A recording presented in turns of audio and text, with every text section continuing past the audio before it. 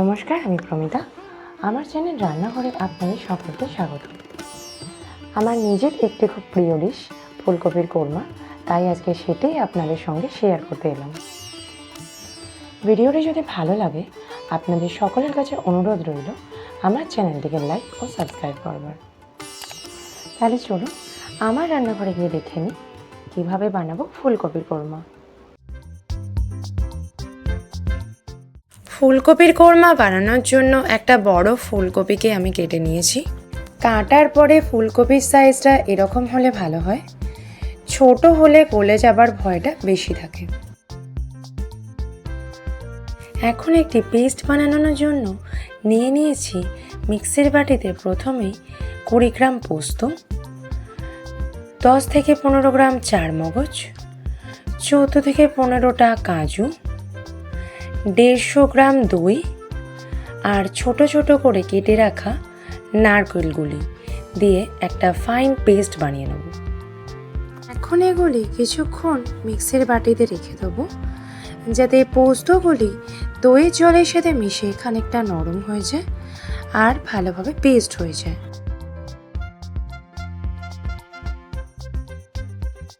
নারকেল কাজুর paste ready হয়ে গেছে।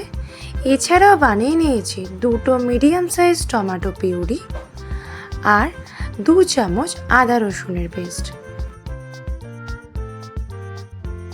এখন একটি কড়াইয়ের মধ্যে একটু জল দিয়ে কেটে রাখা কপিগুলিকে একটু স্টিম করে নেব আর দিয়ে দেবো 1 চামচ লবণ, যাতে একটু তাড়াতাড়ি এগুলি নরম হয়ে যায়। আমি কপিগুলিকে এখানে স্টিম করবার জন্য একটি স্টেনার ব্যবহার করেছি, যাতে জল ছড়ানোর অসুবিধা না হয়। আপনারা চাইলে অন্যভাবেও করতে পারেন।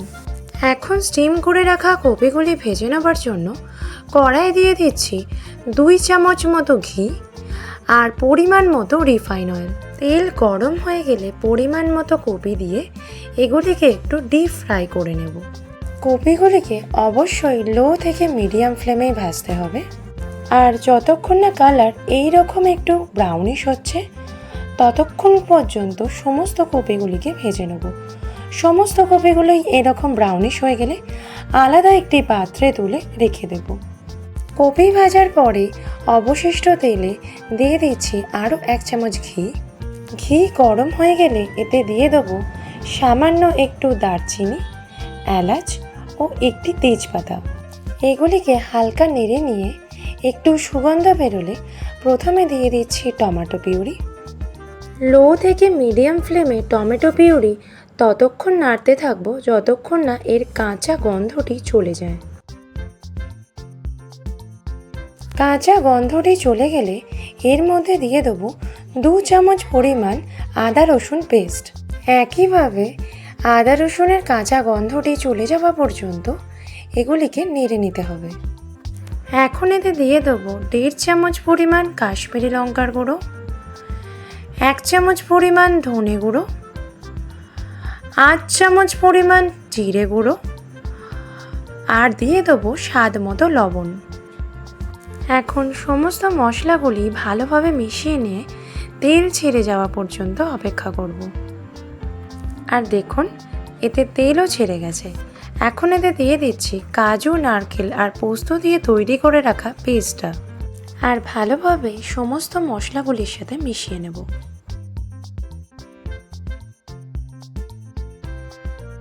এখন এতে 1 চামচ চিনি দিয়ে সামান্য একটু নেড়ে নেব আর মশলা ধুয়ে রেখে দেওয়া জলের সামান্য একটু দিয়ে দিচ্ছি। এখন এগুলিকে খানিকক্ষণ নেড়ে নেব আর অপেক্ষা করব ভালোভাবে তেল ছেড়ে যাবার জন্য। 2 মিনিট অপেক্ষা করবার পর এতে তেল ছাড়া আরম্ভ হয়ে গেছে। এখন এতে দিয়ে দেবো আরও 2 বাটি জল।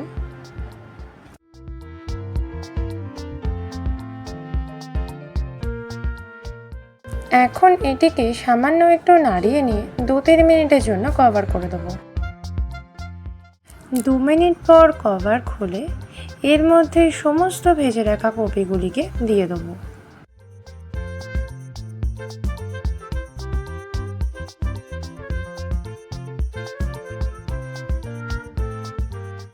কপিগুলিকে গ্রেভির সাথে ভালোভাবে মিশিয়ে নিয়ে এটিকে আরও 5 মিনিটের জন্য কভার করে দেবো। 5 মিনিট পর কভার খুলে এতে মিশিয়ে দেবো একটু ফ্রেশ ক্রিম, তবে এটা কমপ্লিটলি অপশনাল। আপনারা চাইলে এর পরিবর্তে দুধের সরও ব্যবহার করতে পারেন বা নাও করতে পারেন। এখন সামান্য একটু গরম মশলা কপির চারিদিকে ছড়িয়ে দিচ্ছি আর এটিকে কপির সাথে ভালোভাবে মিশিয়ে নেব।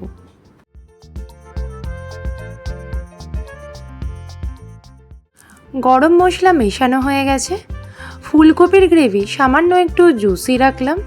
এখন ফুলকপির কোরমা পরিবেশনের জন্য সম্পূর্ণভাবে রেডি। আপনারা অবশ্যই ট্রাই করুন, এটি খুবই সুস্বাদু খেতে হয়। আর আপনাদের কাছে অনুরোধ রইল, যদি আমার ভিডিওটি ভালো লাগে আমার চ্যানেলটিকে লাইক ও সাবস্ক্রাইব করবেন। আগামী সপ্তাহে ফিরে আসছি আরও একটি নতুন ভিডিও নিয়ে।